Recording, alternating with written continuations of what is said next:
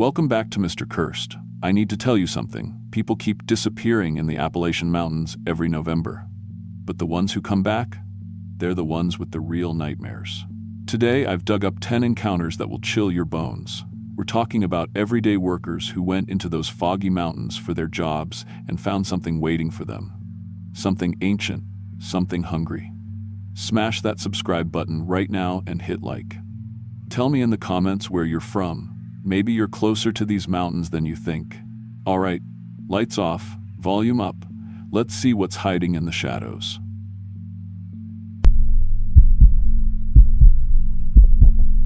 I was 26 when I got the contract to record nature sounds in the North Carolina mountains. I'd been working as a sound engineer for about 3 years at that point, mostly doing studio work and the occasional live event. But this documentary company wanted someone to capture authentic Appalachian forest sounds for a project they were putting together. The pay was decent, and honestly, I needed the break from the city. I'd been living in Charlotte, dealing with traffic and noise pollution every day, so the idea of spending a week in complete silence sounded like paradise. They sent me to a place called Echo Hollow, way up in the mountains near the Tennessee border. It was November, which turned out to be perfect timing. Fewer bugs meant cleaner audio, and I'd catch some of the migrating bird calls they specifically wanted. I packed up my truck with all my professional gear: directional microphones, digital recorders, windscreens, the works. The plan was to set up multiple recording stations throughout about a 2-mile area and capture everything from dawn choruses to nighttime sounds. The first thing I noticed when I got there was just how quiet it was. Not dead quiet, but clean quiet, if that makes sense. No highway noise, no aircraft overhead, no human sounds at all. It was exactly what I'd been hoping for. I spent the first day just walking the area, mapping out where I wanted to place my equipment. The valley was beautiful, dense hardwood forest with a small creek running through the middle, surrounded by ridges on all sides that would help contain and focus the sounds. I set up my tent near the center of my microphone array so I could monitor everything from one spot. The first 3 days were incredible. I was getting elk bugling, owl calls, the sound of wind moving through different types of trees, water flowing over rocks. Everything was crystal clear. Better than any location I'd worked before. The audio quality was so good I could identify individual animals just from their vocalizations. I started recognizing patterns, like this one red-tailed hawk that would call every morning around 7:30, or a family of raccoons that would come down to the creek just after sunset. By the third night, I had enough material to make the documentary company extremely happy. I was actually thinking about extending my stay an extra couple days just to build up more of a library. That's when things started getting weird. The fourth night, I started hearing calls that didn't match anything I knew. I'd been studying bird and animal sounds for years, and these were coming from multiple directions, like they were coordinating with each other. They were too loud and too complex for any bird species in the region, and my equipment was showing they were coming from high up in the canopy, maybe 40 or 50 feet up in the trees. The sounds were almost like speech, but distorted, stretched out and hollow. I kept adjusting my equipment, thinking maybe I had some kind of interference or feedback issue, but the recordings were clean.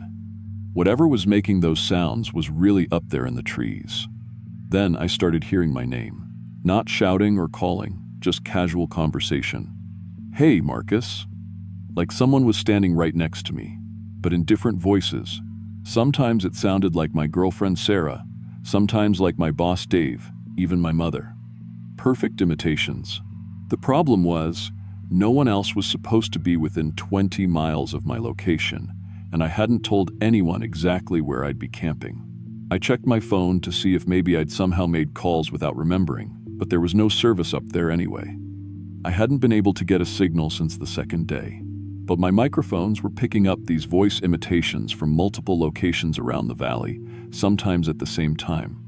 Whatever was doing this was learning to copy human speech patterns. The fifth, the morning, I went through my recordings from the night before and found something that made my blood run cold.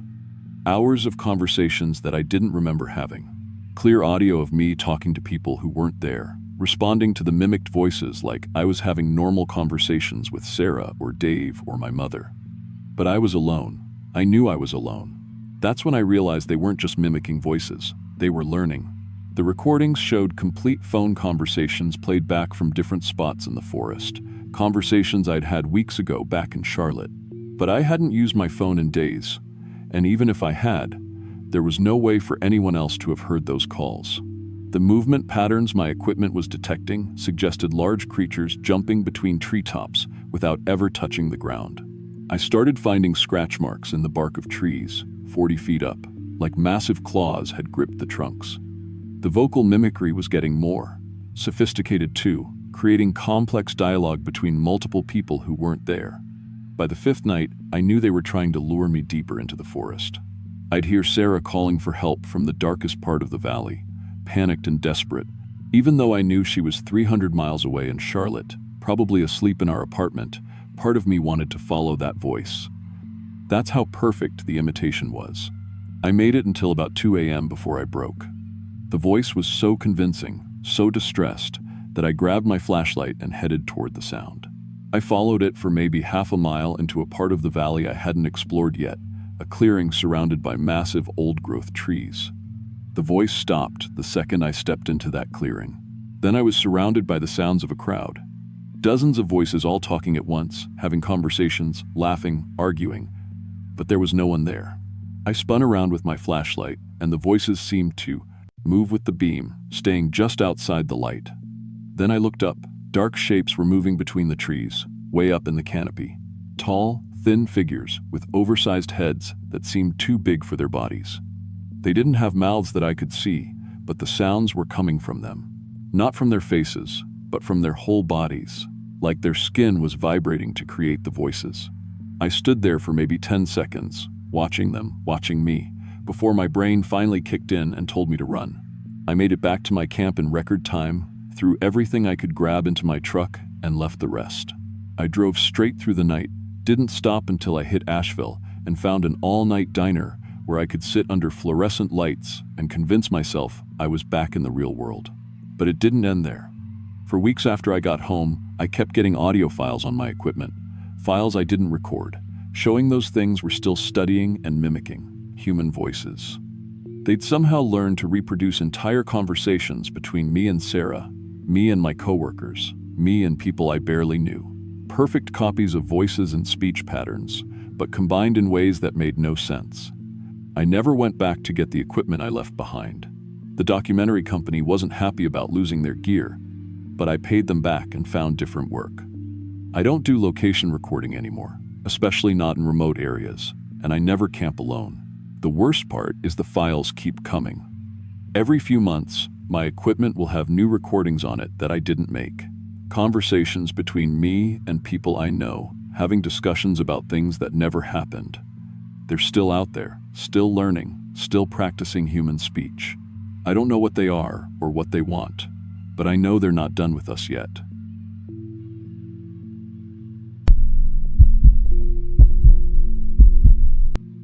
I'm 42 years old, and I work as a home inspector here in Virginia. It's steady work, mostly checking out houses for people looking to buy, making sure they're not about to dump their life savings into something that's falling apart. I've been doing this for about 15 years now, and honestly, I thought I'd seen everything. Rotting foundations, electrical nightmares, plumbing that would make you sick just looking at it. But what I found in that farmhouse up in the mountains, well, that was something else entirely. This was back in November, maybe 3 years ago now. I got a call from a real estate agent about this property, way up in the Blue Ridge, about 40 acres with an old farmhouse sitting right in the middle of it. The McCarthy place, she called it, said the owner had died a few years back, and the family was finally ready to sell. The agent, Linda something, she was excited about it, kept saying it was a steal, just needed some minor work, perfect for someone looking to get away from it all. The drive up there took me about 2 hours from my house in Charlottesville. Winding mountain roads, the kind where you're going 15 miles an hour around curves and hoping nobody's coming the other way. The house sat at the end of a gravel drive that hadn't seen much maintenance.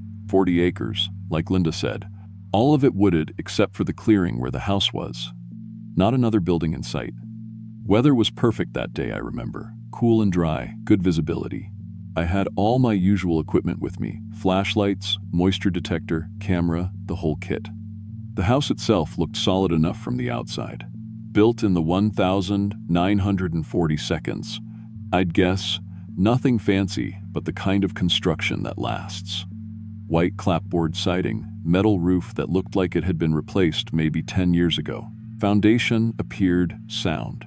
I started with the inside, like I always do. Went through each room systematically, checking outlets, running water, looking for signs of water damage or structural problems. The place was dusty but in decent shape. Electrical needed updating. Two still had some of the old knob and tube wiring, but it was functional.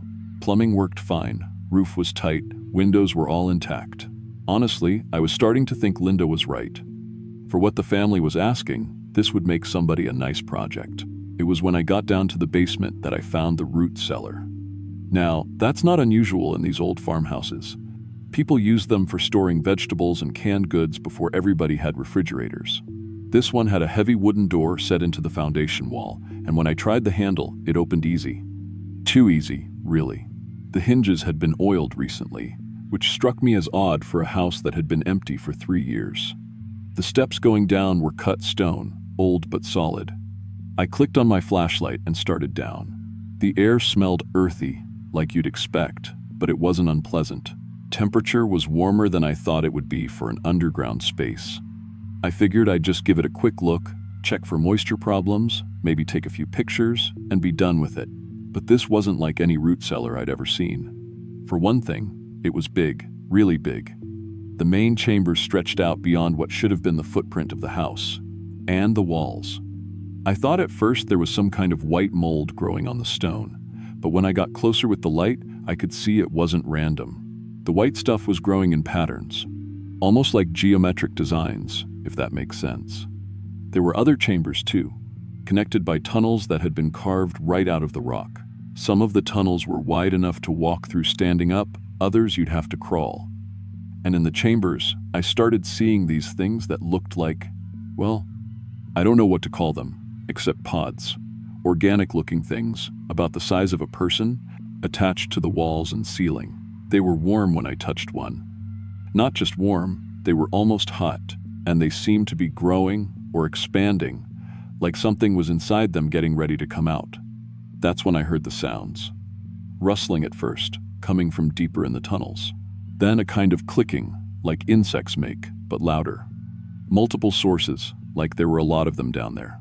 I followed the main tunnel with my flashlight, and it kept going, way past where the house foundation should have ended. The further I went, the more pods I found. Hundreds of them, covering every surface. Some were split open, empty, whatever had been inside them long gone. The floor was littered with what looked like molted skin or shells, still moist, still warm. And I started finding other things, pieces of clothing, a wallet, a woman's purse, personal items that had no business being down in a root cellar. Some of it looked recent. The clicking sounds were getting closer now, coming from multiple directions. I could hear movement in the tunnels, something large moving toward where I was standing. My flashlight caught a glimpse of something pale and segmented disappearing around a corner. And that's when I understood that whatever lived down here, it wasn't gone. It was very much still active. I backed toward the main chamber, trying not to panic, but then I saw them.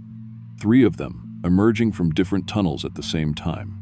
They looked like insects, but human-sized, with long, segmented limbs and compound eyes that reflected my flashlight beam. They moved in perfect coordination, like they were all connected somehow. They didn't attack me, though. They just watched, studied me, like they were trying to figure out what I was. That's when it hit me. The McCarthy place, the owner who died 3 years ago, all those personal belongings scattered around the tunnels. This wasn't just some root cellar. This was a nest, a hive, and the house had been built right on top of it. Maybe old McCarthy knew what was down there. Maybe he'd been feeding them, keeping them quiet somehow. But he was gone now, and they were expanding. I could see fresh excavation in some of the tunnels, new chambers being carved out. I made it back to the surface and got in my truck without looking back. Called Linda on the drive down the mountain and told her there were serious structural problems with the foundation. Extensive damage, unsafe for habitation. The sale fell through, of course. I never filed a real report on what I found down there. Who would believe it? But I made sure that property stayed off the market, told everyone I could think of that the place was a money pit, that the foundation was compromised, that it would cost more to fix than it was worth. To this day, I don't know if I did the right thing. Maybe I should have called somebody, reported it somehow. But reported what, exactly? And to who? I still drive by there sometimes when I'm working in that area. The house is still empty, still for sale. But I notice the for sale signs don't last very long before they disappear. And I've heard from other inspectors that several people have looked at it over the years, but nobody ever seems to follow through with an offer. I don't talk about this much. Hell, this is probably the first time I've told the whole story to anybody. But I still think about those things down in that cellar. How organized they were, how they seemed to be expanding their territory. And I wonder if they're still down there, waiting for the right person to come along. Someone who won't run like I did. Someone who might be willing to make the same kind of arrangement that old McCarthy had.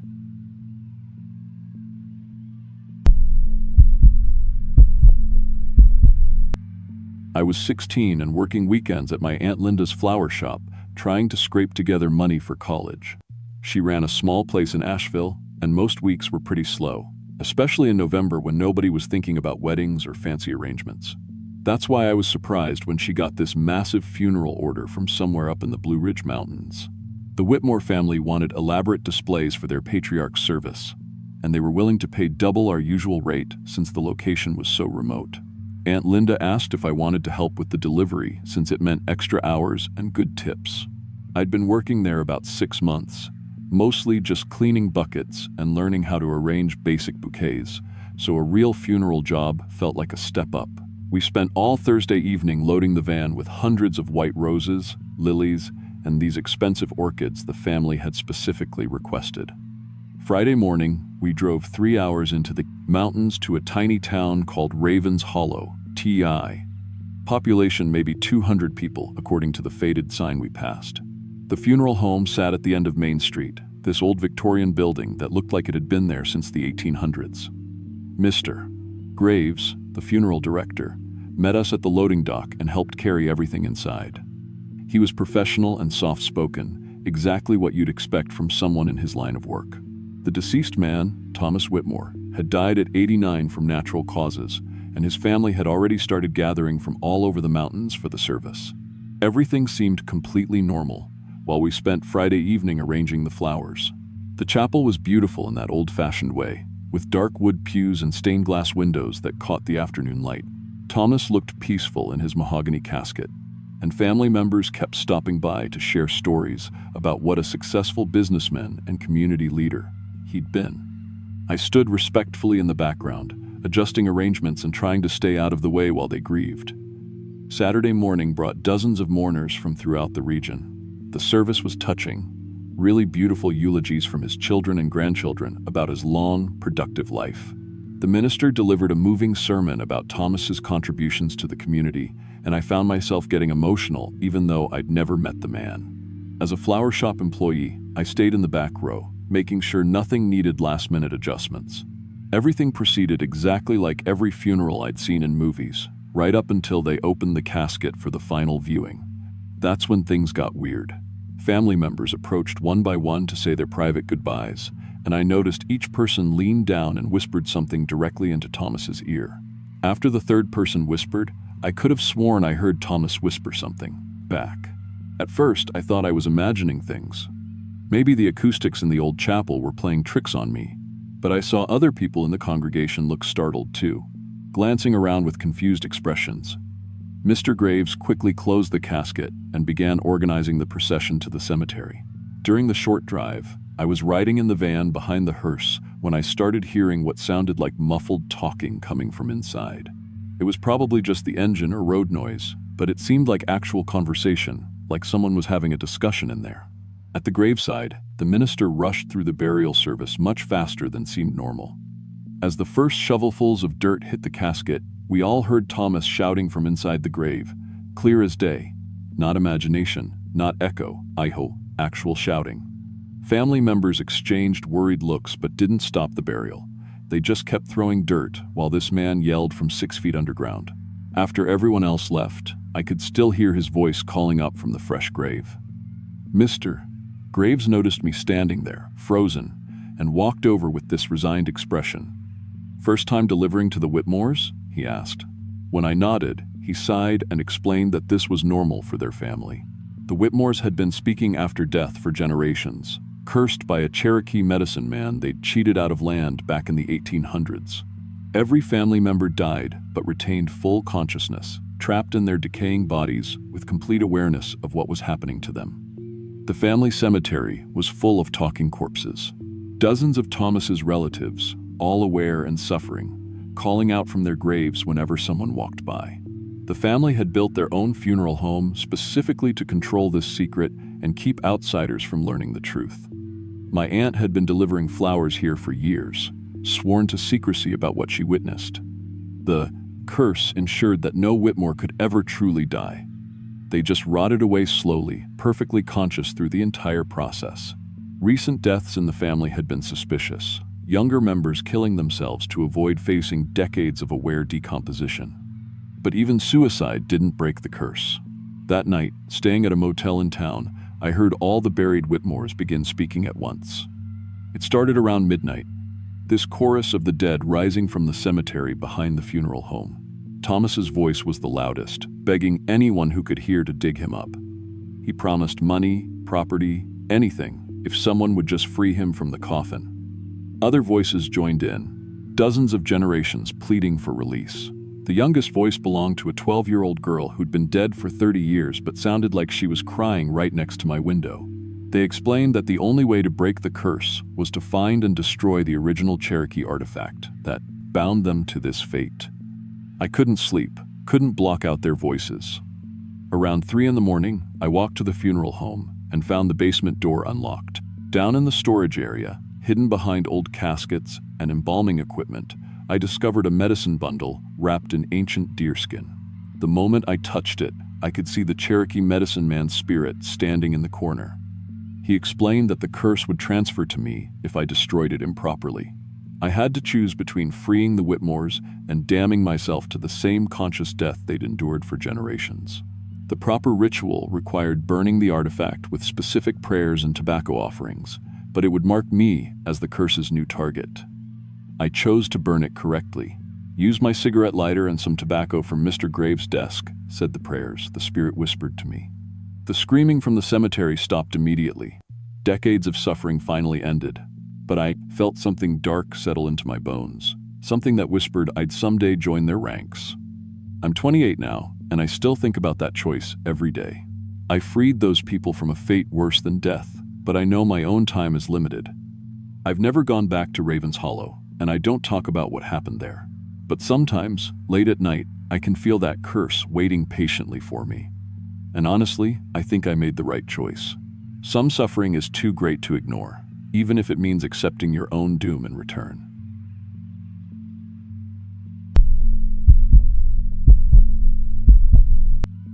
I was 19 years old, working part-time as a well pump technician while studying plumbing at the community college. I know it sounds boring, but honestly, it paid decent money for someone my age, and I figured learning a trade was better than racking up student debt for some degree I wasn't even sure I wanted. Most of my calls were pretty routine: broken pumps, clogged lines, water pressure issues in suburban neighborhoods around Knoxville. But this one call in November changed everything for me. And to this day, I still get nervous when I have to work on wells that are hand-dug instead of drilled. My boss called me on a Tuesday morning and said there was an emergency repair up in the mountains of eastern Tennessee. Some family named the Hendricks had a well that stopped working completely, and they needed water for their livestock. It was about an hour-and-a-half drive into some pretty remote country, but emergency calls paid time and a half, so I loaded up my truck with testing, equipment, and headed out. The drive took me through winding mountain roads that got narrower and more isolated the further I went. By the time I reached their property, I hadn't seen another house for maybe 20 minutes. Mrs. Hendricks met me at the end of their long gravel driveway. She was probably in her 60s, wearing a faded flannel shirt and jeans, and she seemed really nervous about something. She kept looking back toward their property while she was explaining the problem to me, like she was worried about something behind her. She told me their well was about 200 feet deep, hand-dug by her great-grandfather back in the 1800s when the family first settled on that land. They'd been living there for 4 generations, she said, and never had problems with the water until recently. Water's been acting strange lately, she told me, wrapping her arms around herself even though it wasn't that cold. Tastes metallic, smells wrong. Started about 2 weeks ago, and now the sky, pumps not bringing anything up at all. I grabbed my equipment from the truck and followed her across their yard toward a small stone building that covered the mouth of the well shaft. The closer we got, the more anxious she seemed to become. The well house was old, made of the same weathered stone as the house foundation. When I opened the wooden door, I immediately smelled something foul like rotting meat that had been sitting in the sun for days. I'd dealt with contaminated wells before, usually from dead animals, so I figured that's what we were looking at. Mrs. Hendricks confirmed that the smell had started around the same time the water went bad. I lowered my testing equipment on cables to check the water depth and quality. The water level seemed normal for a well that deep, but when I pulled up my thermometer, the temperature reading was unusually warm. Wells that deep usually stay pretty consistently cool year-round. The water samples I brought up were dark and cloudy, definitely contaminated with organic matter. Everything pointed to some animal falling in and dying, which happens more often than you'd think with old wells like this. Probably a raccoon or possum fell in, I told her, setting up my pump equipment. We'll drain it down so I can locate the carcass and get it out, then shock the well with chlorine to kill any bacteria. Mrs. Hendricks nodded but stayed several feet away from the well opening. She wouldn't come any closer, which I thought was weird, but some people are squeamish about dead animals. I started the pump system to drain the well so I could see what we were dealing with. The water coming up was much darker and thicker than normal contamination. It had an oily consistency that didn't look right for typical organic decomposition. As the water level dropped, I started hearing sounds from deep in the shaft, movement and scraping, like something was shifting around down there. I lowered a waterproof flashlight on a rope to illuminate the bottom of the well. The water was too murky to see clearly, but something large was definitely moving around down there. The movement wasn't random, like you'd expect from debris or a decomposing carcass. It seemed deliberate, almost like whatever was down there was aware of what was happening above. Then I started hearing vocalizations echoing up the shaft. They weren't quite animal sounds, but they definitely weren't human either. Kind of like whale song mixed with something else I couldn't identify. Mrs. Hendricks heard them too because she grabbed my arm and begged me to stop the pump. "Please," she said, and I could hear real fear in her voice. "Maybe we should just leave it alone." That's when she admitted her family had been hearing sounds from the well for weeks. The contamination had started after they heard something large fall into the water one night, but no animal carcass had ever floated to the surface like you'd expect. I lowered a waterproof camera into the well because I needed to see what was causing the contamination. The camera feed showed something pale and writhing at the bottom of the shaft. It was much larger than any animal that could have accidentally fallen in. The thing had multiple appendages moving in ways that didn't make biological sense. When my camera light hit it, the creature looked directly up at the lens. I could see what might have been eyes or some kind of sensory organs reflecting the light back. The thing began climbing toward the camera, moving up the stone walls of the well shaft like some kind of massive spider. I pulled the camera up as fast as I could, but I could hear it following, getting closer to the surface. Mrs. Hendricks was crying now, and that's when she told me about the deep thing. Her great-grandfather had apparently warned the family about something that lived in the underground water. Family legends spoke of creatures that inhabited deep places and were best left undisturbed. Mrs. Hendricks revealed that they'd actually been feeding it livestock to keep it calm. They'd throw dead chickens and sometimes larger animals down the well, hoping to satisfy whatever was living down there. But the thing had been growing larger and more aggressive over the years, demanding more food. The contamination I was seeing wasn't from a dead animal, it was digestive fluids from the creature's feeding. The warm temperature was from its body heat. It had been living in that well for generations, growing and evolving in the darkness. The creature reached the top of the well shaft, just below the stone cover. I could see pale appendages reaching up through the opening, searching blindly for something to grab. It made those sounds again, that combination of whale song and human screaming that made my teeth ache. The appendages were covered in some kind of slime and had what looked like sucker discs along their length. I slammed the wooden cover down over the well opening and grabbed Mrs. Hendricks.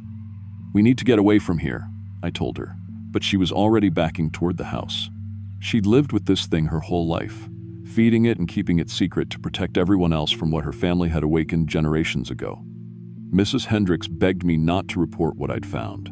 She said her family would figure out a way to keep it contained, maybe dig a new well somewhere else on the property for their own use. I packed up my equipment as quickly as I could, my hands shaking the entire time. I could still hear movement from beneath the well cover, and I swear I heard the wooden boards creaking like something was pressing against them from underneath. I helped them arrange for a new well to be drilled on the far side of their property, away from the original. I never filed an official report about what I found in that old well. I told my boss it was too contaminated to clean and recommended they abandon it. Some things are better left buried in the deep places, and I learned that day that not every family secret is meant to be exposed. Looking back now, I still wonder how many other old wells and deep places in those mountains hide things that shouldn't be disturbed.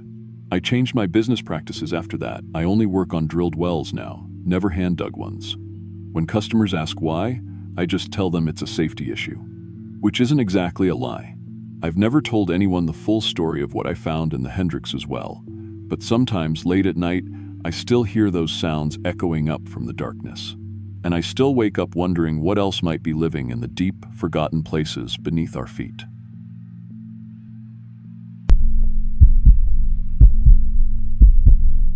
I was 28 when this happened, working as a delivery driver for FedEx out of Charleston. Been doing the mountain routes for about 3 years by then, and honestly, I'd gotten pretty comfortable with the back roads and hollow runs. Most folks up in the hills are decent people, just like to keep to themselves. I thought I'd seen everything those mountains had to offer. I was wrong. It was early November when I got the weird delivery request. My supervisor, Mike, called me into his office that Tuesday morning and handed me this package that felt way heavier than it should have been for its size. The label said, "Medical specimens, handle with care," and had an address way off my normal route, deep in the West Virginia mountains near something called Blackwater Ridge. "This is urgent medication for an elderly patient," Mike told me, scratching his beard like he always did when something was bothering him. "Can't wait for the regular route. You mind taking a detour?" I didn't mind. The overtime pay was good, and I figured it'd be a nice change of scenery. The package was addressed to a Sarah Mullins, and according to my GPS, it was about a 30-mile detour off Highway 19, up through some seriously winding dirt roads. The whole drive was supposed to take me about 2 hours each way. I left Charleston around 8 a.m. on this foggy November morning. The first hour was normal highway driving, but once I turned off onto the mountain roads, things got pretty isolated pretty quick. My GPS kept recalculating, like it wasn't sure where exactly it was taking me. The fog was thick enough that I had to use my headlights even though it was mid-morning. After what felt like forever on these narrow, winding dirt roads, I finally found the cabin. It was tucked back in this little clearing, surrounded by thick woods on all sides. The place looked old but well-maintained, and I could see some kind of modern equipment through the windows. Not what I was expecting for being this.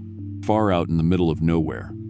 An old woman answered the door before I even knocked. She was probably in her 70s, with long gray hair and these really bright blue eyes that seemed to take in everything about me at once. She looked genuinely relieved to see me coming up the path. "You must be the FedEx driver," she said, smiling.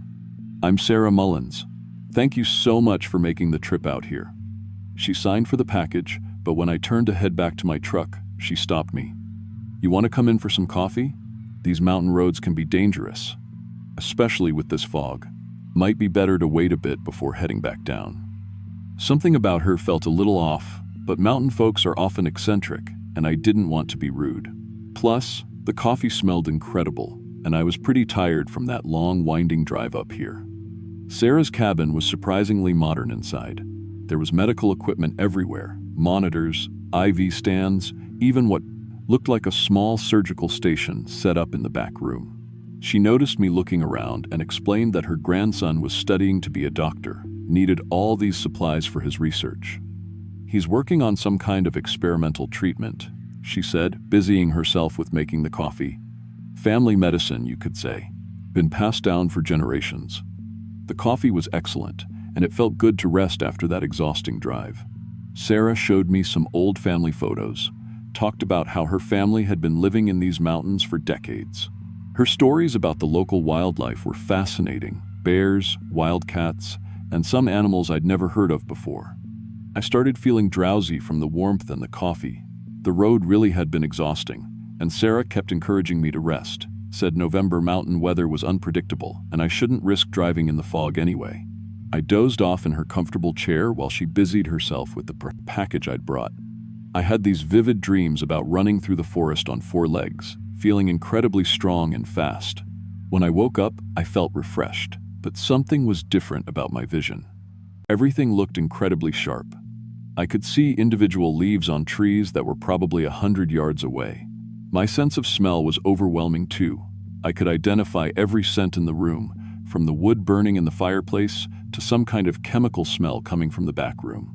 Sarah was watching me carefully, taking notes in what looked like a medical journal.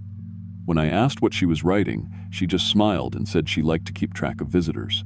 I looked down at my hands and noticed they looked different.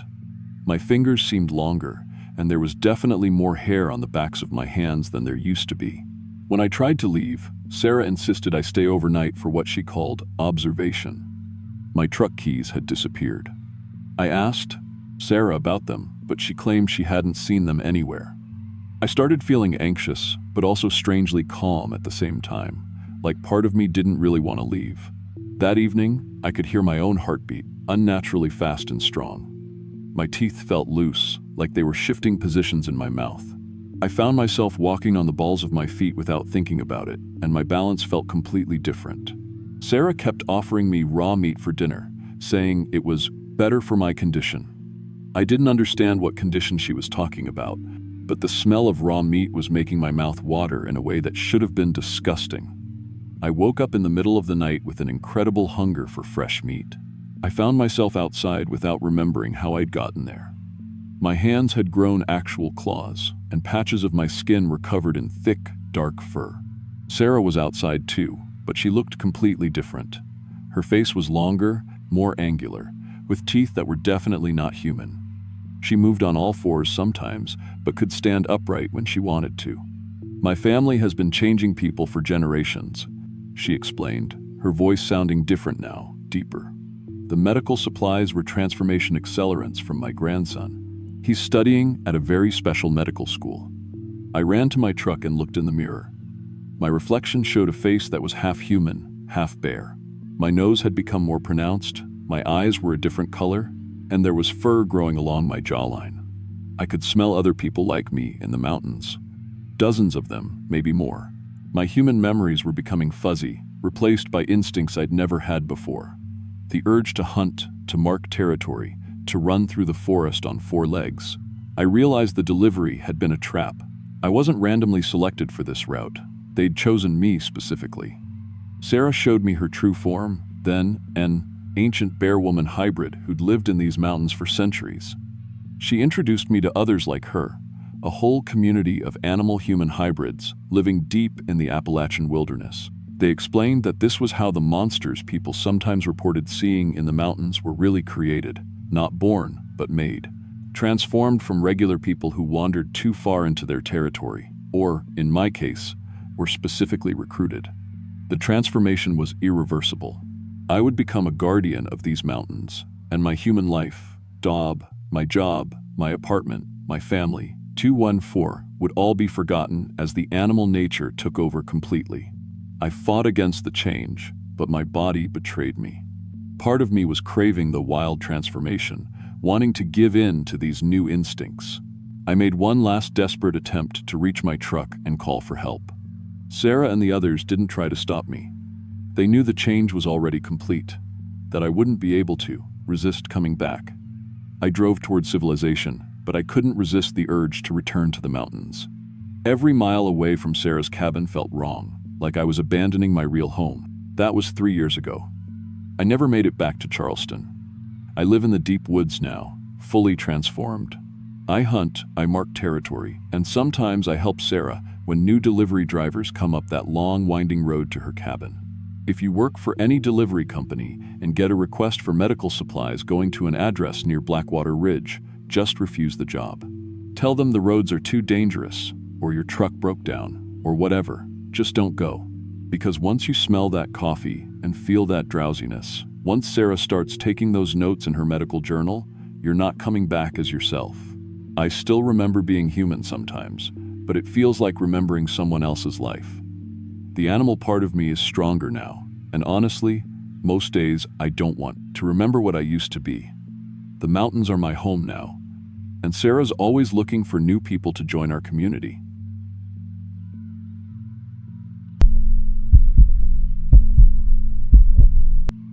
I was 35 when I got assigned the case that changed everything about what I thought was possible. I work as an insurance adjuster. Been doing it for about 12 years now. And most of my job involves looking at car wrecks and house fires. Pretty standard stuff. But in November of 2018, I got handed a workers' compensation claim that took me deep into the mountains of eastern Kentucky to a place I still have nightmares about. The coal company reported 3 miners missing during what was supposed to be a routine inspection of an old mine. They'd been closed since the 90s but were thinking about reopening, so they sent a crew down to check the structural integrity. 3 guys went down around dawn on a Tuesday. By sunset, nobody had heard from them. The company needed documentation for the insurance settlement, which is where I came in. I drove up with Jake, my assistant at the time. Kid was fresh out of college, maybe 22, and still had that enthusiasm that comes from thinking you understand how the world works. We packed all our professional equipment, cameras, measuring tools, safety gear, the works. The plan was simple: get in, document the mine conditions, figure out what happened to those 3 miners, and get out by afternoon. The local supervisor met us at the mine entrance around 9 a.m. Guy named Robertson, been working these mountains for 30 years. He seemed nervous about our investigation, kept checking his watch and asking how long we'd be underground. Weather was cold but clear. Perfect conditions for documentation work, no rain or snow to complicate things. The first 1,000 feet of tunnels were exactly as described in all the company records. We found evidence of recent activity everywhere. Fresh tire tracks in the dirt, new support beams that looked maybe 6 months old, modern ventilation equipment humming along normally. Jake documented everything with photos while I took measurements and made notes. The mine felt stable, well ventilated, no immediate safety hazards that I could see. We found the area where the 3 missing miners had supposedly been working. Their equipment was scattered around: hard hats, lunch boxes, some tools, but no signs of any cave-in or accident. Radio contact with the surface stayed clear, with Robertson checking in every hour like clockwork. For the first 3 hours, everything felt routine and normal. Just another job. Around noon, we decided to explore the deeper sections that were mentioned in the old mining records from the 40s and 50s. That's when we found a passage that extended much further than any documentation indicated. I checked the surveys twice. This tunnel simply wasn't supposed to exist. The passage sloped downward at what seemed like an impossible angle.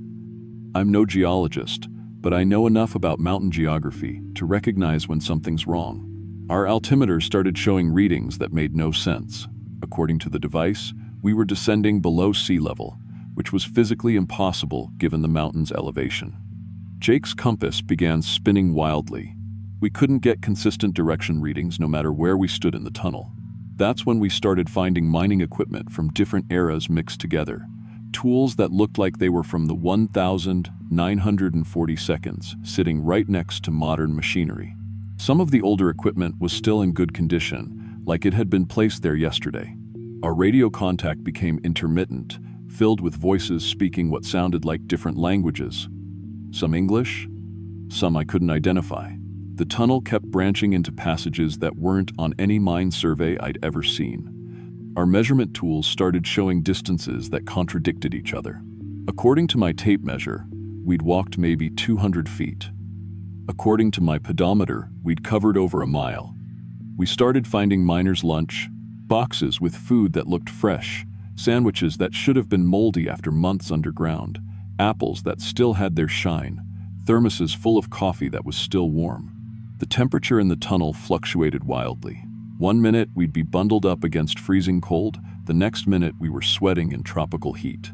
By mid-afternoon, I realized we'd been walking for hours, but had somehow covered impossible distances. Jake's watch showed 3 p.m., but my phone said 1:1 a.m., and the radio check-ins from Robertson seemed to be happening every few minutes instead of every hour. That's when we found them. Active mining operations, with workers who claimed it was 1,953. They spoke with accents from different countries and time periods, wearing clothes that looked authentic but somehow wrong. Some sections of the mine were using technology that didn't exist yet, equipment I couldn't identify, powered by sources I couldn't see. Our photos started showing different tunnels than what we were actually walking through. Jake began aging rapidly. His hair went gray, wrinkles appeared around his eyes. Then suddenly he'd reverse back to his normal 2-year-old appearance. We found ourselves in the same exact location multiple times, despite walking in straight lines for hours. The radio picked up mining reports from supervisors who, according to Robertson, had died decades ago. Shift changes were being announced for crews that hadn't worked these tunnels since the 1,960 seconds. The mine seemed to exist in multiple time periods simultaneously, and somehow we were caught in all of them at once. Workers from different eras couldn't see each other. A miner from the 50s would walk right through a group from the 80s, but they could all see us. They'd nod politely, ask about our modern equipment, then continue with their work as if nothing unusual was happening. That's when we met the 3 missing miners. They'd been trapped down there for what felt like months, exploring the same impossible geometry that was driving us crazy. They explained that time moves differently in different parts of the mine. Some sections loop endlessly. You can walk for days and end up exactly where you started. Other areas age you decades and minutes. They'd watched each other grow old and young again, depending on which tunnel they chose. According to them, the mountain contains some kind of mineral that distorts space and time around it. Every mining operation throughout history had somehow become connected through this anomaly. The 1,940 seconds, miners were still working their shifts. The 1,960 seconds crew was still blasting new tunnels. The 1,980 seconds team was still hauling coal that would never reach the surface. The worst part was learning there was only one way out, through a section of tunnel that would age us 50 years instantly. We had to choose between staying trapped as young men or escaping as elderly versions of ourselves, if we made it out at all. Jake chose to stay. He was fascinated by the temporal possibilities, convinced he could figure out how it all worked. Last I saw him, he was following a group of miners from 1,962, taking notes about their equipment and asking questions about their technique. He looked happy, honestly, like he'd found his life's purpose. I took the aging tunnel. The experience of decades passing in minutes is something I can't really describe. My joints ached, my vision blurred, my hair fell out in clumps as I stumbled toward what I hoped was the exit. When I finally emerged, Robertson took one look at me and called an ambulance. I filed a report claiming we'd experienced hallucinations from a gas leak, but that didn't explain why I'd aged 50 years in one afternoon. The doctors ran every test they could think of. Couldn't find anything wrong with me except that I was suddenly 85 years old with the medical history to match. The insurance company paid out the claim, without asking too many questions. The mine was permanently sealed a week later. Robertson retired and moved to Florida. Jake's family was told he died in a mining accident. I'm 90 now, living in a retirement home in Louisville. Most days I forget where I put my glasses, but I remember every detail of those impossible tunnels. Sometimes I wonder if Jake is still down there, still young, still exploring. Part of me hopes he found his way to one of those aging sections and came back to the surface. But I know better. I don't talk about this much. Who would believe me? An old man rambling about time-traveling mines and infinite tunnels. But sometimes I catch myself staring at maps of eastern Kentucky, wondering if there are other places like that hidden in the mountains. Places where the rules we think we understand don't apply. I never went back to insurance work. Hard to care about car accidents and house fires when you've seen time itself come unraveled underground. These days, I mostly just sit by my window and think about Jake. Somewhere in 1953 or 1967, or last Tuesday, still trying to measure the unmeasurable in tunnels that shouldn't exist.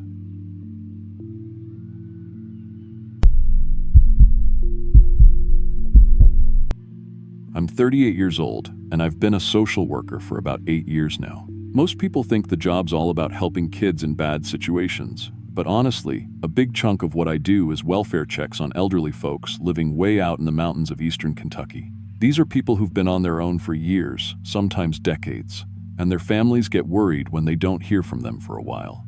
No cell service, no internet, just them and whatever they can grow or hunt. I'd gotten pretty used to driving up those winding mountain roads to check on folks, bringing supplies and making sure they were still breathing. It was November of 2019 when I got the case that changed everything about how I see those isolated mountain communities. Earl Mackenzie was 74 years old and lived alone in a cabin about 12 miles up a mountain road that barely counted as a road.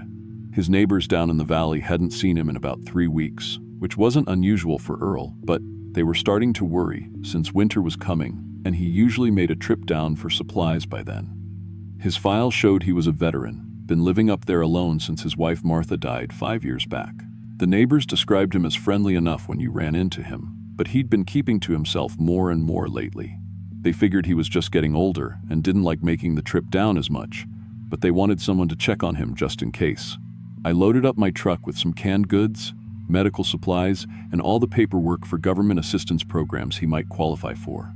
Earl's file was pretty thin, just basic information and a note that he'd been getting by on his veterans' benefits and a small pension. No phone number, of course, since there was no service up that high. The plan was simple. Drive up, make sure he was alive and healthy, see if he needed anything, and file my report. I'd done hundreds of these checks before. Most of the time, the person was fine and just appreciated having someone to talk to for a while. The drive up took about 45 minutes, winding through thick woods that were already starting to look bare for winter. The road got worse the higher I went, more rocks and ruts than actual pavement. When I finally reached Earl's place, I was relieved to see smoke coming from the chimney. The cabin looked well maintained from the outside, no broken windows. Roof looked solid, firewood stacked neatly on the porch. All good signs. Earl answered the door almost immediately after I knocked, like he'd been watching me drive up. He was a tall, thin man with gray hair and a beard, wearing clean clothes and looking healthy. He seemed genuinely pleased to have company, which was always a relief. Some of these mountain folks could be pretty suspicious of government workers, even social workers just trying to help. "Come on in," he said, gesturing toward the living room. "I'll put on some coffee." Don't get many visitors up here. The inside of the cabin was clean and organized. No signs of neglect or problems taking care of himself. We sat at his kitchen table and I went through my standard questions. How was he feeling? Any health problems? Did he need help getting food or medicine? That kind of thing. Earl was talkative and friendly, asking me about his neighbors and what was happening down in town. His mind seemed sharp, and he was clearly taking good care of himself. I spent about an hour with him, filling out paperwork for food assistance and other programs he might qualify for. He signed everything with steady handwriting and seemed grateful for the help. Everything was going exactly how these visits usually went. I was already planning to file a positive report and recommend that the neighbors didn't need to worry about Earl. That's when things started feeling wrong. Earl excused himself to use the bathroom, leaving me alone in the living room for a few minutes. I was just sitting there, looking around at the cabin, when I noticed the family photos on the mantel. There were several pictures of Earl and a woman I assumed was his wife, Martha, spanning what looked like decades. But as I looked closer, something bothered me about them. In the older photos, Earl looked different. Not just younger, but different. His facial features seemed heavier. His build was broader. In the more recent photos, he looked more like the man I'd been talking to, but still not quite the same. I found myself comparing the photos, trying to figure out why they didn't seem to match up. When Earl came back from the bathroom, his voice sounded different to me. Deeper, with an accent that seemed stronger than before. I asked him about the photos, trying to be casual about it. "Oh, those old ones are of my cousin Earl," he said, not meeting my eyes. "We lived together here for a while after Martha died. But the photos were clearly labeled with dates, and They all said Earl and Martha in what looked like the same handwriting. When I mentioned this, Earl got nervous, shifting around in his chair and changing the subject. I started paying more attention to his face, and I swear his features looked slightly different than when I'd first arrived. His eyes seemed a different color, and his build looked larger somehow. I excused myself to get more paperwork from my car, but really, I just needed a minute to think about what I was seeing. Through the window, I watched Earl examining his reflection in a mirror on the wall. What I saw made my blood go cold. He was adjusting his facial features, not like someone fixing their hair or checking their teeth, but actually manipulating his face like he was putting on a mask. His appearance shifted and changed as he practiced different expressions. His jawline became more pronounced, then softer. His nose changed shape. His entire face seemed to be moving and reshaping itself. I stood by my truck, watching through the window in complete disbelief. This wasn't Earl. This wasn't even human. I pulled out my case files and found the photo of Earl from his last welfare check a year ago. The man in the cabin looked similar, but it definitely wasn't the same person. I needed to get out of there, but I had to be smart about it. Whatever was wearing Earl's appearance knew I was suspicious. When I went back inside, it was watching me carefully, like it was studying my reactions. I decided to test it. I asked Earl about his wife Martha, specific questions about how she died. The details he gave me didn't match what was in his file. He said she died in a car accident, but his file clearly stated she had cancer. When I pointed this out, his appearance began shifting more dramatically. I watched his face change into different people. First someone who looked like one of the neighbors I'd met down in the valley, then into someone who looked like another client of mine from a different county. The features flowed and changed like water, never quite settling into one consistent appearance. That's when it stopped pretending. "I've been Earl for months now," it said, and its voice was completely different, hollow and echoing like it was coming from somewhere far away. "Learning to be human. Studying how you live, how you talk, how you move." It told me it had consumed the real Earl, absorbed his memories and his appearance. It showed me a back room I hadn't seen before, filled with personal belongings from what I realized were multiple victims. Driver's licenses, wedding rings, family photos, all from elderly mountain residents who lived alone, people no one would miss for weeks or months. The thing had been systematically replacing isolated mountain folks, taking over their lives completely. It would study them for weeks before making contact, learning their routines, their relationships, their histories. Then it would take their place, living in their homes, eating their food, pretending to be them until it got bored and moved on to someone else. It said it had been doing this for years, maybe decades, moving from hollow to hollow, mountain to mountain, always choosing people who were isolated and forgotten. Social workers like me were a problem because we kept records, we asked questions, we compared information across time. I don't know why it let me leave. Maybe it was curious about how I would react, or maybe it just wasn't hungry. It made me a deal. It would leave the area and find new territory if I kept it secret. If I reported this, it would just disappear and start over somewhere else, but not before taking care of anyone who might cause problems. I drove down that mountain faster than I should have, shaking the whole way. When I got back to town, I filed a report saying Earl was healthy and didn't need any services. I recommended removing him from the regular welfare checklist. I never went back up that mountain. 3 months later, I heard through the local grapevine that Earl's cabin had burned down, and he'd apparently moved away to live with relatives in another state. No one seemed to know exactly where. I still work as a social worker, but I put in for a transfer to a different county. I don't do mountain welfare checks anymore. When I have to visit isolated clients, I always bring backup, and I always make sure someone knows exactly where I'm going and when I should be back. Sometimes I wonder how many other Earl Mackenzies are out there, wearing faces that don't belong to them, living lives stolen from people no one remembers to miss. I wonder if that thing kept its word about leaving the area, or if it just got better at hiding. What bothers me most is how good it was getting at being human. If I hadn't noticed those photos, if I hadn't asked the right questions, I might have filed my report and moved on, never knowing that Earl Mackenzie died months before I ever met him. I still have nightmares about watching it change faces in that mirror. But what really keeps me awake is thinking about all the welfare checks I did before that one. All the isolated people I visited who seemed just a little bit off, just a little bit different than their photos or their files suggested they should be. I don't know how many of them were actually them.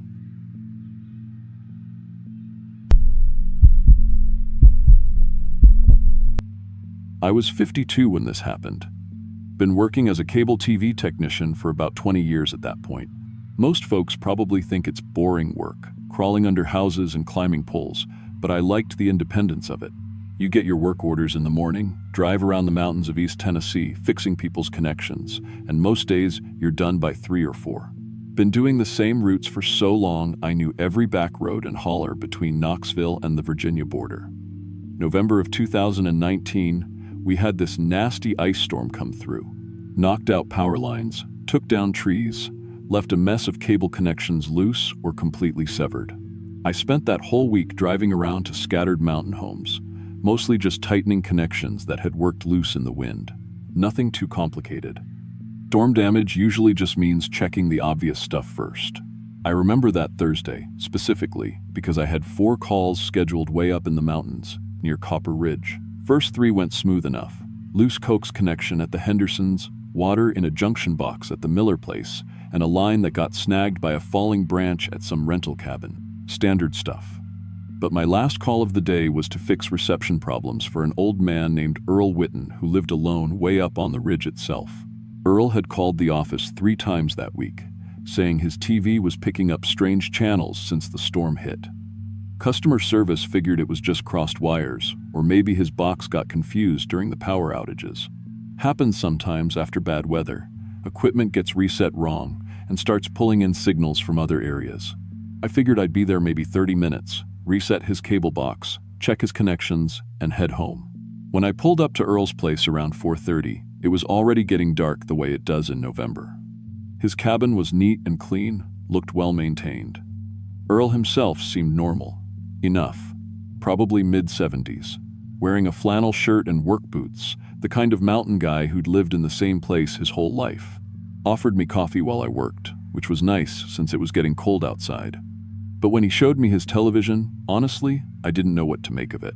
The screen was displaying images that definitely weren't from any channel I recognized. Purple skies, these weird geometric structures that looked like they were made of glass or crystal, landscapes that just didn't look like anywhere on Earth. The picture quality was crystal clear, better than most HD channels, but showing places that couldn't exist. Been like this since Tuesday night, Earl told me, wringing his hands. I can't make it stop. Every channel's showing the same things now. I checked all the standard connections first. Everything looked normal from the outside. The line coming down from the pole was secure, the ground block was tight, coax running into. The house wasn't damaged. But when I hooked up my diagnostic equipment to trace where the signal was coming from, that's when things got weird. My meter was showing signal strength, but it wasn't coming from our satellite network or any other provider I knew about. The readings showed the signal source was somewhere up in the mountains above us, maybe 2 or 3 miles higher up the ridge. That didn't make sense. There shouldn't be any transmission equipment up there. Nothing but forest and old logging roads that nobody used anymore. Earl's coffee was good, and while I drank it, I watched those strange images cycling across his screen. Definitely not normal programming. The landscapes kept changing, but they all had that same alien quality, different colors in the sky, strange architecture, plants that moved wrong. My equipment was detecting multiple signal sources, broadcasting simultaneously on frequencies I'd never seen before. I need to climb up higher and find where this is coming from, I told Earl. Probably just some amateur radio operator with equipment set up wrong, interfering with your reception. Earl's face went pale. I wouldn't go up there if I were you. Strange things happen on Copper Ridge. Always have, but more so since the storm. I thanked him for the warning, but figured I'd dealt with mountain folks' superstitions before.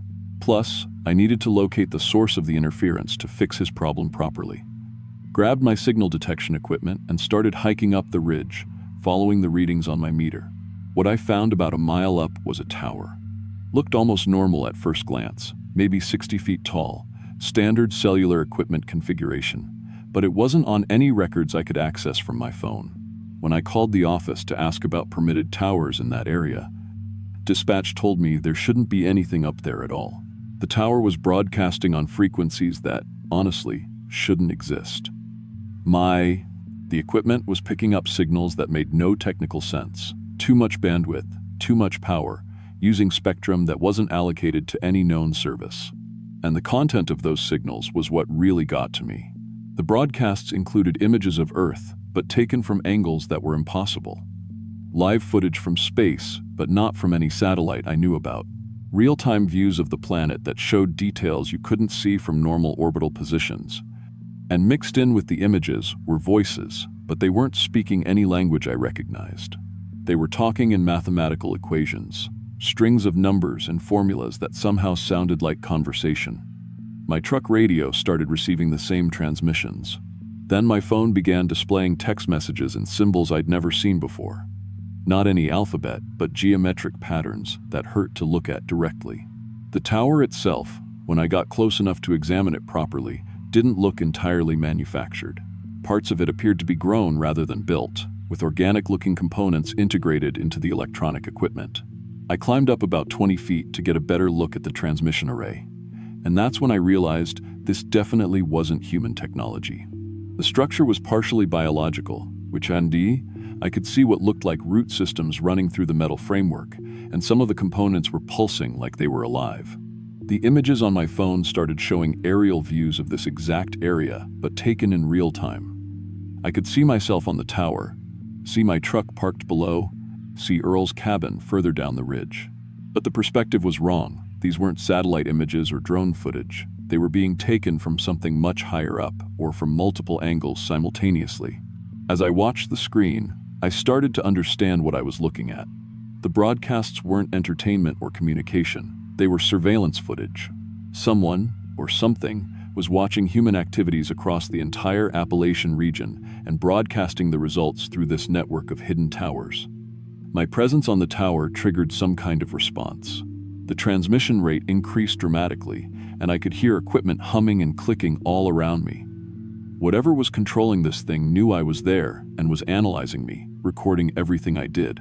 I found evidence of similar installations scattered throughout the mountains when I checked the signal patterns. Dozens of them, all hidden, all coordinating with each other and sharing information about human populations and activities. They'd been studying us, learning our patterns, mapping our behavior. Then the tower started projecting holographic images around me.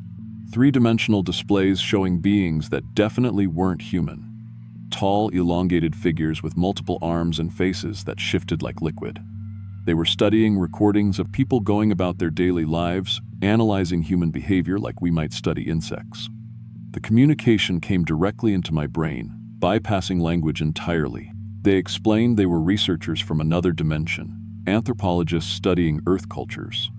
The mountain towers were data collection points for their research project. They'd been observing Appalachian communities for decades without anyone knowing, documenting everything from family structures to economic patterns. They showed me glimpses of their reality, a place where consciousness and technology had merged completely, where beings like them existed as both individual entities and part of a collective intelligence. Earth was just one of many worlds they studied, and humans were simply another species to be cataloged and understood. The worst part was when they offered me a choice. They needed human agents to help them understand aspects of our culture that they couldn't decipher from observation alone. They could provide me with technology beyond anything we'd developed, enhance my understanding of reality itself in exchange for my cooperation as a liaison between their kind and ours. I looked down at Earl's cabin, thinking about all the isolated people scattered across these mountains, all of them being watched and studied without their knowledge or consent.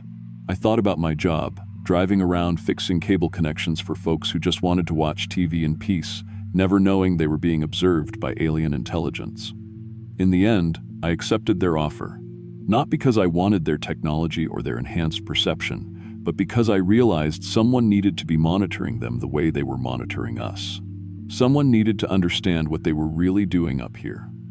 I still work as a cable technician, still drive the same routes, fix the same kinds of problems. But now when I'm called to remote mountain homes with reception issues, I'm also checking for evidence of their surveillance network. I help them understand human behavior while appearing to do normal repairs. But I'm also gathering information about their activities. To this day, I'm the only person who knows what's really happening in these mountains. Earl never asked me about what I found up there, and I never told him.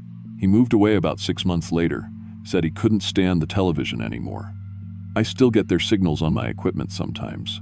Still see the surveillance footage of people living their lives, unaware they're being studied.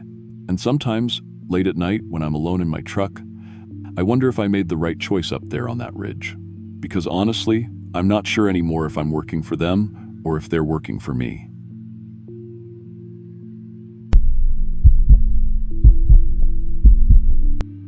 I was 31, working as a postal worker when I got assigned the route that changed everything. This was November of 2018, and I'd been delivering mail in West Virginia for about 6 years at that point. The job wasn't glamorous, but it paid decent, and I liked being outdoors instead of stuck in some office cubicle. My supervisor told me they had a new route opening up in the mountains outside Beckley, 2I. Some guy named Murphy had been running it for 8 months before he just stopped showing up one day. Didn't give notice, didn't return his truck, nothing, just disappeared. When they finally tracked him down, all he'd say was that he wasn't going back up there, not for any amount of money. I figured he was probably just tired of the isolation or maybe had some kind of breakdown. Rural postal routes in Appalachia aren't for everyone. Lots of driving on narrow mountain roads, houses spread miles apart, people who sometimes aren't too happy to see outsiders. But I'd grown up around these parts, and the extra pay for remote delivery was something I could definitely use. The route included an area called Thornfield Hollow, way up in the mountains where cell service cut out and GPS got confused by all the ridges and hollers. It was the kind of place where families had been living on the same land for generations, where mailboxes were sometimes a half-mile walk from the actual house. My first week went smooth enough. Most of the folks were friendly in that reserved mountain way, polite but keeping their distance until they got to know you. I delivered to farmhouses, trailers, a few newer cabins that belonged to city folks who wanted to get away from it all. The route had about 40 stops total, but they were scattered across maybe 50 square miles of mountain country. Some days I'd drive for 20 minutes between deliveries, winding up gravel roads that probably hadn't been maintained since the Clinton administration. But I didn't mind it. There was something peaceful about being up there in the mountains, especially once the leaves started turning. The autumn colors were incredible that year, and even though November brought early darkness and that gray chill that settles into your bones, I found myself looking forward to the drive each morning. It wasn't until my second week that I started noticing the warnings. Some of the mailboxes had handwritten notes taped to them, things like "Leave mail at road" or "Do not approach house." I figured it was just folks who didn't like strangers or maybe had aggressive dogs. Rural people value their privacy, and postal workers learn to respect that. But then I got to a mailbox on Deer Creek Road that had deep scratches gouged into the metal post. These weren't rust marks or normal wear. They looked like claw marks, like something big had raked its claws down the side. The scratches were fresh too, with bits of metal curled up where whatever made them had really dug in.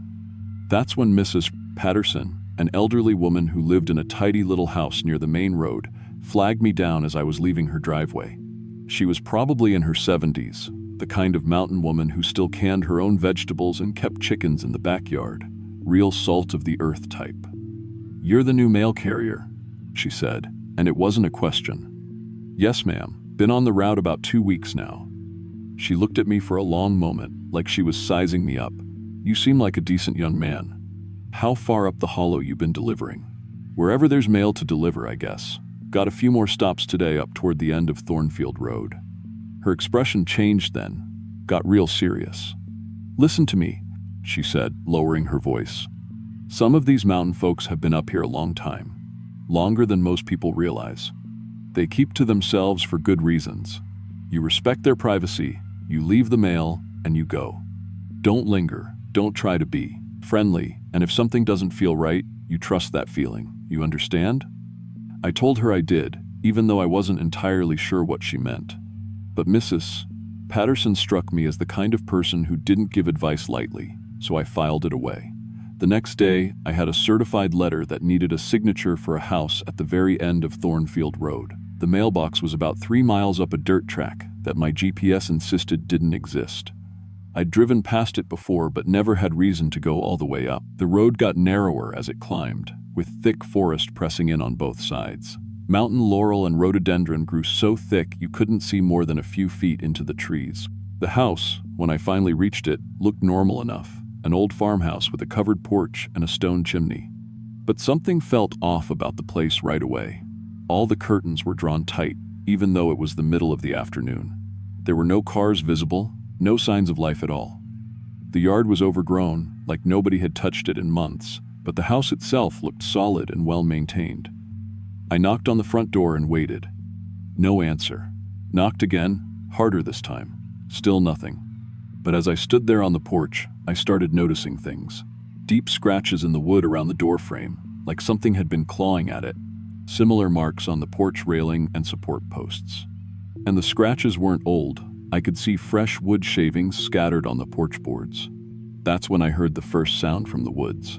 A branch breaking, but not like a deer or squirrel would break it. This was heavier, more deliberate. I looked toward the tree line but couldn't see anything moving. The sound came again, from a different direction this time. Then another branch snapped, off to my left. Something was moving through the forest around the house, and it was big. I could hear it pushing through the underbrush, but whatever it was stayed just out of sight. Every time I looked directly toward a sound, the movement would stop. But as soon as I looked away, it would start up again. I decided to leave the package on the porch and get back to my truck. But as I walked across the yard, the sounds from the woods got more frequent, more purposeful. I started counting them, one off to my right, another behind the house, a third near where I'd parked. At least 3 different sources of movement, all keeping pace with me as I walked. When I got closer to the truck, I caught my first glimpse of what was making the sounds. Movement between the trees, tall and dark. At first I thought it might be people, but the proportions were wrong. Too tall, too thin. The way they moved through the forest was wrong too, fluid, like they weren't quite bound by the same physical rules as everything else. I got to my truck and fumbled with the keys, hands shaking more than I wanted to admit. Behind me, the sounds had stopped completely. The forest had gone dead quiet. No birds, no insects, no wind. Just this heavy silence that felt like the whole mountain was holding its breath. I turned around slowly and saw them standing at the edge of the tree line. 3 figures, maybe 8 feet tall, so thin they looked stretched out. Their arms hung down past their knees, ending in hands with fingers that seemed way too long. They stood perfectly still, just watching me. Their faces were the worst part. I couldn't make out details, like they were standing in shadow even though the afternoon sun was hitting them directly. But their eyes caught the light and reflected it back, the way an animal's eyes shine in headlights. They weren't human eyes, though. They were too big, too bright, and they tracked my every movement with this predatory focus that made my skin crawl. I got in the truck and turned the key. Nothing. The engine didn't even try to turn over. Tried again. Same thing. The figures at the tree line hadn't moved, but now I could see others. 2 more had appeared further down the road, blocking my way out. Another one stood near the house, taller than the others, watching from the porch where I'd just been standing. For 10 minutes I sat there trying to start the truck while these things watched me. My hands were shaking so bad I could barely hold the keys. The silence was complete except for the sound of my own breathing, which seemed way too loud in the confined space of the truck cab. Every few seconds I'd glance up at the figures and they'd still be there, motionless, patient. Then, just as suddenly as it had died, the truck roared to life. The engine caught on the first try, like nothing had ever been wrong with it. I threw it in reverse and backed away from the house, not taking my eyes off the figures in the trees. As soon as I started moving, they melted back into the forest. 1 second they were there, the next they were gone, like they'd never existed at all. I drove straight down that mountain road faster than was safe, and I didn't stop until I reached the main highway. My heart was pounding so hard I thought I might pass out, and my hands left sweat prints on the steering wheel. When I got back to the post office, I walked straight into my supervisor's office and told him I was done with the Thornfield route. Told him the whole story, expecting him to think I'd lost my mind. But he just nodded and made a note in his computer. "We'll reassign that delivery," he said, like it was the most normal thing in the world. Murphy said something similar before he quit. We've been thinking about discontinuing service to that address anyway. I found out later that the house had been on the postal route for over 30 years, but nobody at the post office could remember ever seeing the people who lived there. Mail went up the mountain, but nobody ever saw who collected it. The previous carrier before Murphy had been doing the route for 15 years and swore he delivered to that house hundreds of times, but he couldn't describe a single resident either. That was 7 years ago. I transferred to a different route the next week, one that keeps me in town and away from the deep mountains. I still live in West Virginia, still deliver mail, but I've never driven on Thornfield Road again. Sometimes I'll be out hiking or fishing in the national forest, and I'll hear branches breaking in that same deliberate pattern, and I'll head straight back to my car. To this day, I still don't know what those things were or why they were watching that house. But I know they weren't human, and I know they were old foremen, older than any settlement in these mountains, older than any story anyone tells around here. Mrs. Patterson died about 3 years ago, and I never got the chance to ask her what she really meant that day when she warned me about the people up the hollow. I drive past the turnoff to Thornfield Road sometimes on my way to other deliveries. There's a new sign there now. Road closed, no postal service. But late in the evening, when the light's starting to fade, I swear I can still see movement in those trees. And I know that whatever's up there is still watching, still waiting, still keeping to themselves for reasons the rest of us are probably better off not knowing.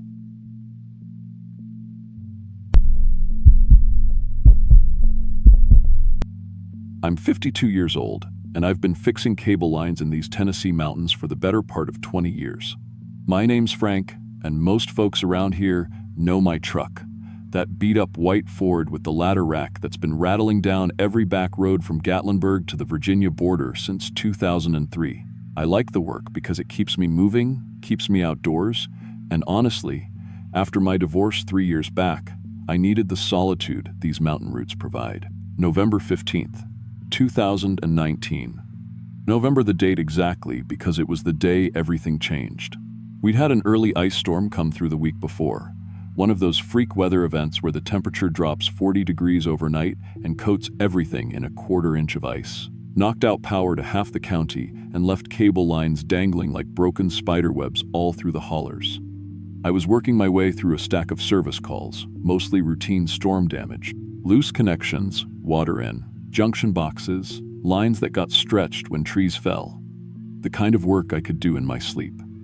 My route that day took me up toward Copper Ridge, which is about as remote as it gets in our service area. 4 calls scheduled, all scattered across about 15 miles of winding mountain roads that most GPS systems don't even know exist. The first 3 went smooth enough. Fixed a loose connector at the Henderson place, cleared water out of a pedestal at some rental cabin, and reattached a line that had been yanked loose by a falling branch at the old Miller homestead. Standard stuff. But my last call was different from the start. Earl Witten lived alone in a cabin way up on Copper Ridge itself, probably 2 miles past where the county-maintained road ended. He'd called our dispatch office 4 times since the storm, and each time his complaint got stranger. First, it was just poor reception. Then it was wrong channels. By Thursday morning, when I got the work order, the notes just said customer reports TV showing impossible content, investigate signal issues. I pulled up to Earl's place around 4:30, just as the November sun was starting to sink behind the ridgeline. The cabin looked well-maintained from the outside, fresh chinking, solid roof, firewood neatly stacked under a lean-to. Earl himself seemed normal when he answered the door. Mid-70s, probably, wearing a faded flannel shirt and work boots that had seen better decades. The kind of mountain man who'd lived in the same spot his whole life and knew every deer trail for miles. "Appreciate you coming up here," he said, inviting me in. "I know it's a long drive. Coffee's fresh if you want some." The inside of his cabin was neat and clean, furnished with handmade furniture and old family photos covering one whole wall. Normal as could be, except for what was playing on his television.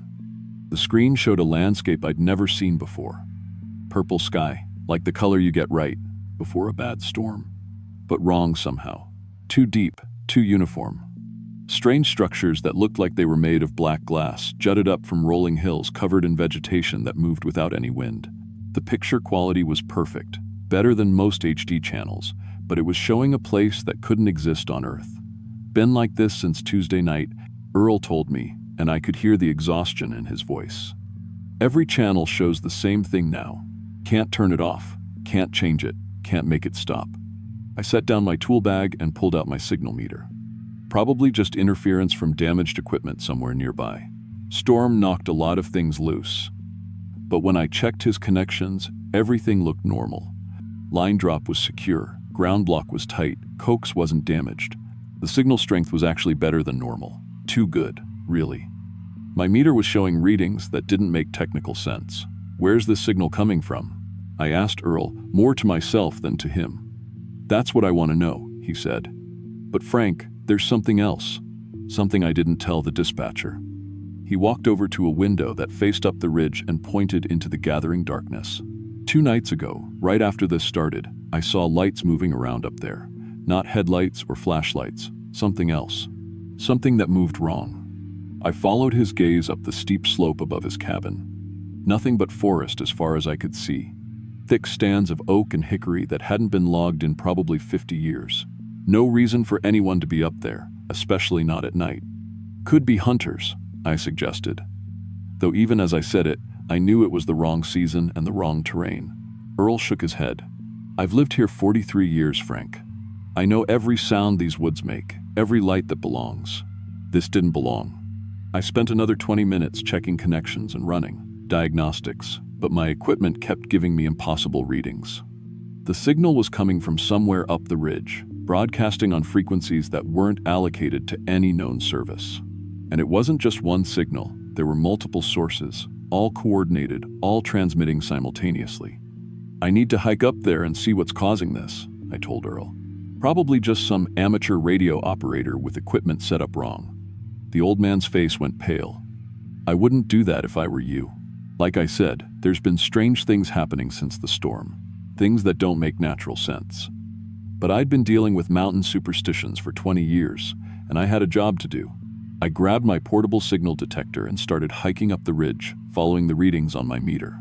The temperature dropped noticeably as I climbed higher, and the air seemed to thicken somehow, like it was harder to breathe. About half a mile up, I noticed the first thing that was wrong. No bird sounds. These mountains are usually full of life. Crows, jays, woodpeckers, owls starting their evening calls. But the forest was completely silent, like someone had thrown a switch and turned off all the natural sounds.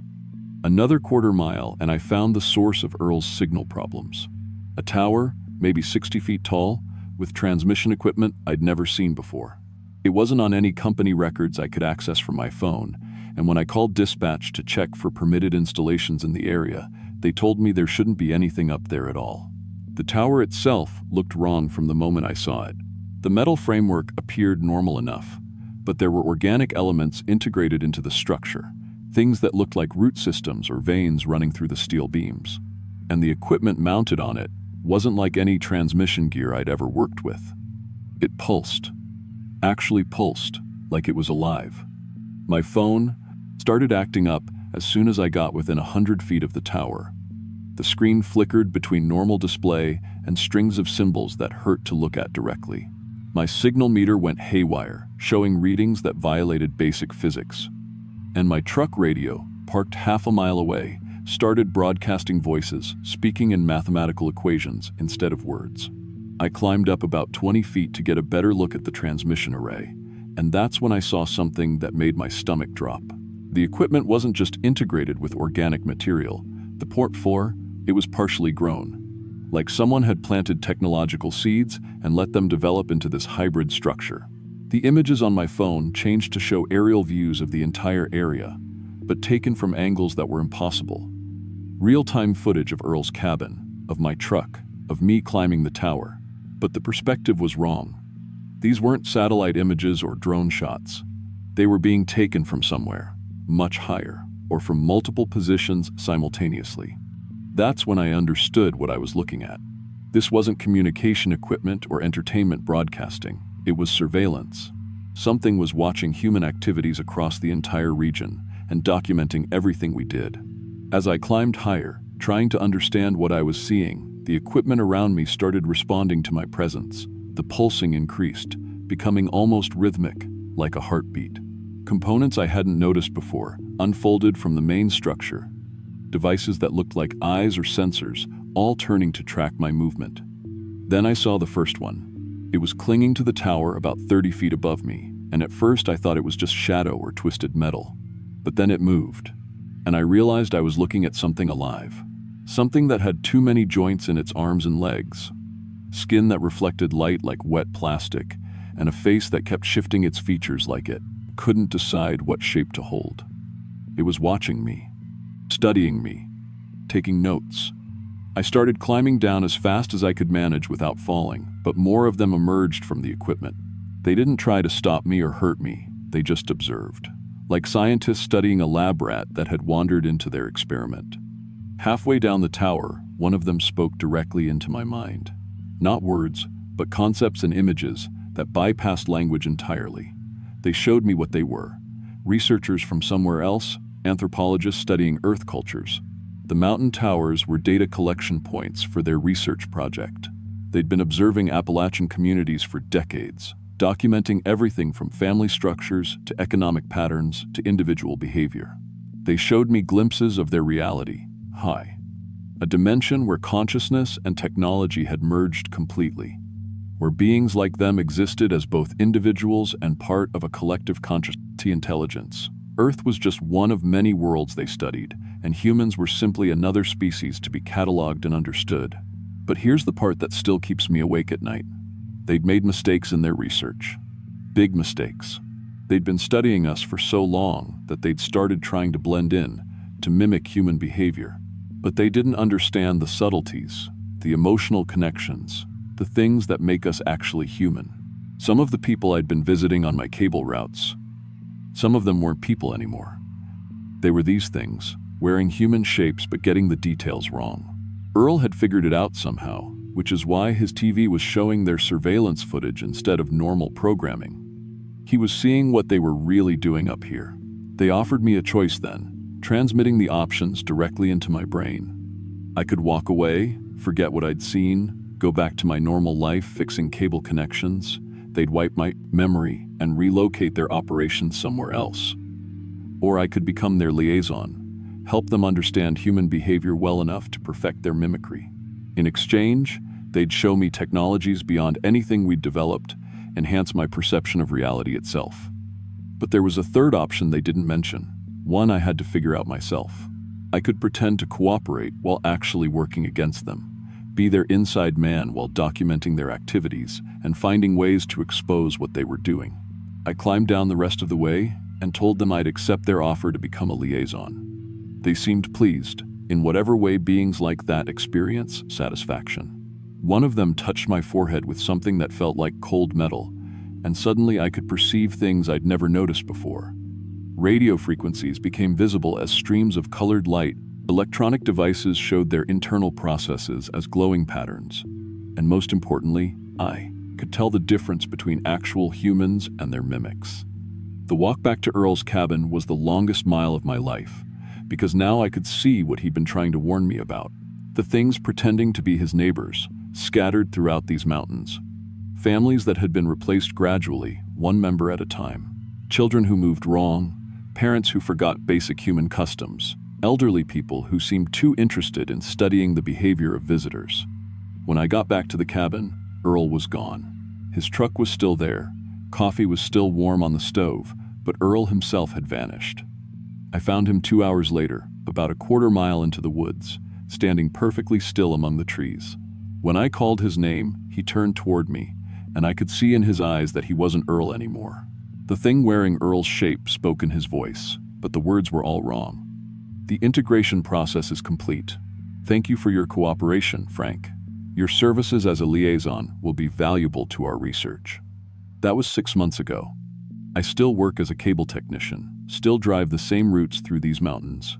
But now I'm also documenting their surveillance network, mapping the locations of their towers, and keeping track of which people have been replaced.